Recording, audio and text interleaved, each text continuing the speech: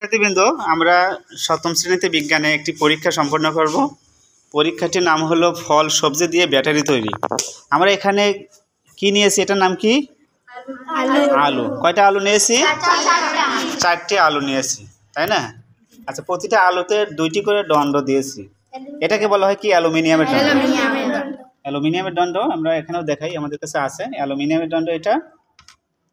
আর আরেকটা প্রান্ত কি নিয়েছি? এটা কপার দণ্ড। এই হলো কপার দণ্ড, ঠিক আছে?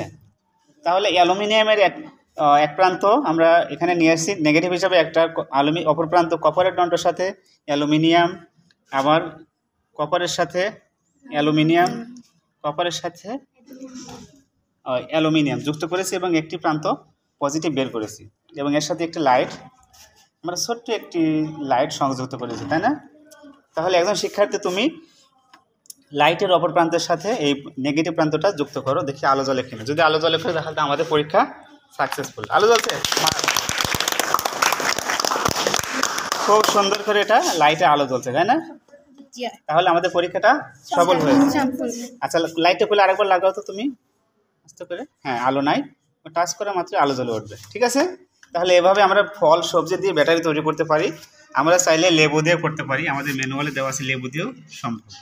তো সবাইকে ধন্যবাদ, আল্লাহ হাফেজ। আলো আছে, আমরা খুলে দিলাম, ব্যাটারি থেকে চার্জ করা মাত্র আলো জ্বলে উঠবে, ঠিক আছে? এভাবে আমরা করতে পারি।